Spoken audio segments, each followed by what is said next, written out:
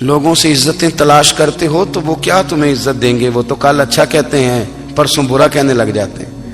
لوگوں کے سامنے گڈ بک میں آنا چاہو گے تو وہ تو سویرے تمہارے بارے میں کچھ کہیں گے، شام کچھ اور کہیں گے۔ اپنی روحانی زندگی آباد کریں، اپنے مسلح کو وقت دیں، اور دنیا سے چھپ کر، اس موبائل کو بند کر کے، اور اپنے آپ سے بھی چھپ کے اور تنہا ہو کے، چھپا کے سارا کچھ اپنے آنسو اپنے رب کی بارگاہ میں پیش کریں، اس کے حضور حاضری دیں۔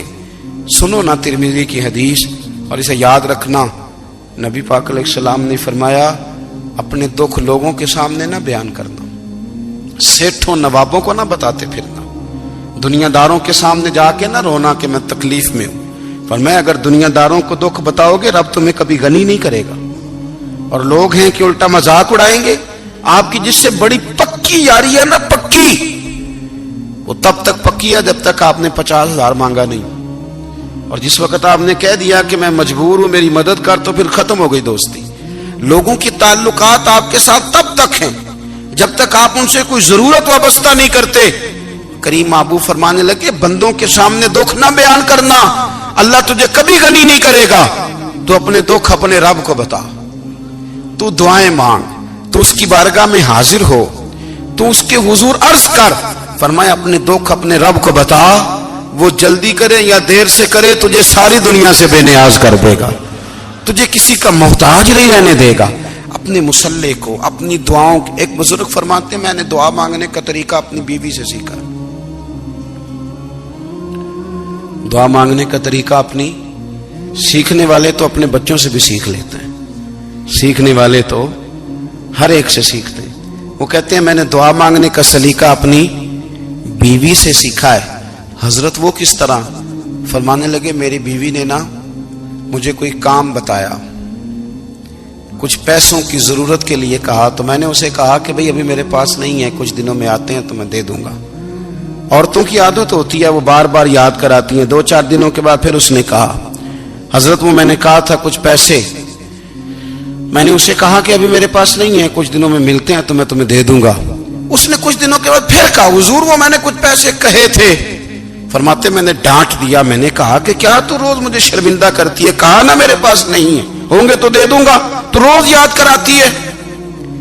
فرماتے ہیں اس نے پہلے تو میری ڈانٹ کو سہا، پھر میرے سخت جملوں نے اس کی آنکھوں میں آنسو پیدا کر دیے، پھر اس نے اپنے آنچل میں اپنے اس دکھ کو سمیٹا، اور پھر اس نے ایک جملہ کہا تو میں رو پڑا، اور مجھے اپنے رب سے مانگنے کا طریقہ آ گیا۔ مجھے کہنے لگی حضرت جی آپ نے ڈانٹ دیا میں نے سہ لیا، پر آپ ہی میرے شوہر ہیں، بتائیں نا آپ سے نہ کہوں تو میں کس سے جا کے کہوں۔ فرماتے ہیں میں رو پڑا، اور میں کھل کے رویا، اور میں تڑپ کے رویا، اور پھر میری سسکیاں بند گئیں۔ تو مجھے کہنے لگی آپ کو کیا ہوا؟ میں نے کہا مجھے بھی دعا مانگنی آ گئی ہے، جب میں اسے کہوں گا نا اللہ تو ہی میرا رب ہے، میں تجھ سے نہ کہوں تو میں کس سے جا کے کہوں؟ میں کیوں کسی بندے سے سوال کروں؟ میں کیوں کسی دنیا دار سے کہوں؟ میں تیرے بندوں کا، نیک بندوں کا وسیلہ لے کے، تیرے محبوب کی غلامی لے کے تیری بارگاہ میں آیا، تجھ سے نہ مانگوں تو کس سے مانگوں؟ سمجھ آ گئی ہے جب میں اس رنگ میں مانگوں گا تو پھر رب میرے اوپر بڑا ہی فضل فرمائے گا، وہ میرے اوپر بڑی رحمت کرے گا، وہ میرے لیے آسانیاں کرے گا۔ عزیز دوستو ہم اس طرح کرنے لگ گئے ہیں کہ ہم نے نا اپنے تعلقات پر اعتماد کرنا شروع کر دیا ہے۔ میرے تعلقات بہت ہیں، ہم نے اپنی دولت پر اعتماد کرنا شروع کر دیا ہے، میرے پاس دولت بہت ہے۔ ہم نے اپنے علم پر، اپنی شہرت پر اعتماد کرنا شروع کر دیا ہے کہ میرے پاس فلاں چیز بہت ہے۔ یاد رکھنا جب بے نیاز اپنی صفت بے نیازی دکھاتا ہے تو بڑی بڑی دولتوں والے مجبور نظر آتے ہیں۔ بھائیو جب انسان کا رشتہ اپنے مالک کے ساتھ ہوتا ہے پھر تو غم بھی کچھ نہیں کہتے، پریشانیاں بھی کچھ نہیں کہتی، پھر تو زندگی صبر والی، پھر تو زندگی توکل والی، پھر تو زندگی بھروسے والی، پھر انسان اپنے آپ کو رسوا نہیں کرتا، دنیا داروں سے امیدیں اس کی ختم ہو جاتی، امیدیں اللہ رسول سے لگا لیتا ہے، مضبوط ہو جاتا ہے، مضبوط، طاقتور ہو جاتا ہے، خوددار ہو جاتا ہے، باوقار باعزت ہو جاتا ہے۔ حضرت بہلول دانا رحمت اللہ علیہ بیٹھے تھے تو ہارون رشید حج کر کے آ رہا تھا، تو رستے میں حضرت شیخ سے ملاقات ہو گئی تو السلام علیکم کے بعد کہنے لگا حضور کوئی حکم ہو تو بتائیے گا. تو حضرت بہلول دنا فرمانے لگے تیرا رب کون ہے؟ اس نے کہا اللہ. تو فرمایا میرا کون ہے؟ کہا اللہ. فرمانے لگے تو بڑا ہی بیوقوف ہے، کیا تو یہ سمجھتا ہے کہ رب ہارون رشید کو تو دے گا اور بہلول دانا کو بھول جائے گا؟ تیرا بھی وہی رب ہے، میرا بھی وہی رب ہے. اس نے اگر تجھے دے کے آزمایا ہے تو ہو سکتا ہے مجھے نہ دے کے آزما رہا ہو. جب اس کی حکمت کے تقاضے ہوں گے تو عطا کرے گا اور دے گا. تو جا اپنا کام کر. بھائی اپنی روحانی زندگی، اپنی عبادات، اپنے وظائف، اپنے روزمرہ کے معاملات، اپنی دعائیں، اپنا استغفار. دیکھو کوئی مشکل کام تو نہیں 2 رکوع ہیں سورہ واقعہ کہ اگر رات کو پڑھ لی جائے تو. میں کس طرح یہ بات بیان کروں کہ تعویذ بانٹنا آسان ہے اور وظیفہ بتانا مشکل ہے.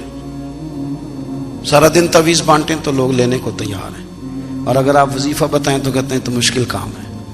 او خدا کے بندے، اگر آپ کا تعلق قرآن پاک کے ساتھ مضبوط ہو، قرآن پاک کے ساتھ اگر آپ کا رشتہ ہو، لوگ سفارشیں ڈھونڈتے ہیں نا دنیا میں، کوئی تعلق مل جائے تو میرا کام ہو جائے. دنیا میں اتنا مشکل معاملہ ہے، آخرت میں مجھے بتائیے گا کتنا مشکل معاملہ ہوگا. میرے نبی پاک صلی اللہ تعالی علیہ وسلم نے فرمایا جو لوگ سورہ ملک پڑھا کرتے تھے نا، سورہ ملک، یہ سورت ملک قیامت میں ان کی سفارش کرے گی، اور اس طرح کرے گی کہ کہے گی اے اللہ یہاں اس بندے کو جنت میں داخل کر دے یا مجھے قرآن پاک سے علیحدہ کر دے. تو رب فرمائے گا جا اس کا دامن تھام کے اسے جنت تک پہنچایا. آپ بات کو سمجھیں، جب آپ کے تعلقات اپنے معاملات کے ساتھ مضبوط ہوں گے. یہ نبی کریم نے وعدہ کیا ہے کہ تو سورت واقعہ پڑھ تیرے گھر میں فاقہ نہیں آئے گا. حضرت عبداللہ ابن مسعود رضی اللہ تعالیٰ عنہ بیمار تھے تو حضرت عثمان غنی رضی اللہ تعالیٰ عنہ تیمارداری کے لیے تشریف لے گئے اور جا کر کے کہا کہ آپ بڑے بیمار ہیں، آپ کی بیٹیاں زیادہ ہیں، میں چاہتا ہوں کہ خزانے میں سے کچھ مدد کروں. تو سیدنا عبداللہ ابن مسعود رضی اللہ تعالیٰ عنہ اٹھ کے بیٹھ گئے اور کہنے لگے امیر المومنین، اللہ آپ کو میری طرف سے، میری بیٹیوں کی طرف سے بہتر صلہ دے. میری بیٹیوں کو کسی خزانے کی ضرورت نہیں، میں نے انہیں خزانہ دے دیا ہے. کہا جناب آپ نے کون سا خزانہ دیا ہے، میں آپ کے مالی معاملات کو جانتا ہوں. تو فرمانے لگے امیر المومنین، میرے نبی کریم نے فرمایا ہے جو سورت واقعہ پڑھے اسے کبھی فاقہ نہیں آتا. میں نے بیٹیوں کو یاد کرا دی ہے، یہ خزانہ میں نے انہیں دے دیا ہے. وہ سارے والدین سنیں جو بیٹیوں کے لیے پریشان رہتے ہیں. حضرت عبداللہ ابن مسعود نصیحت کر رہے ہیں، فرمانے لگے میں نے سورت واقعہ یاد بھی کرا دی ہے، پڑھنے کی عادت بھی ڈال دی ہے. حضور نے فرمایا ہے جو سورت واقعہ پڑھے اسے فاقہ نہیں آتا. کہنے لگے چاند تو اپنی جگہ چھوڑ سکتا ہے، سورج گر سکتا ہے، تارے ٹوٹ سکتے ہیں، پر مدینے والے رسول کی بات غلط نہیں ہو سکتی. حضور نے فرمایا فاقہ نہیں آئے گا تو انشاءاللہ کبھی بھی نہیں آئے گا.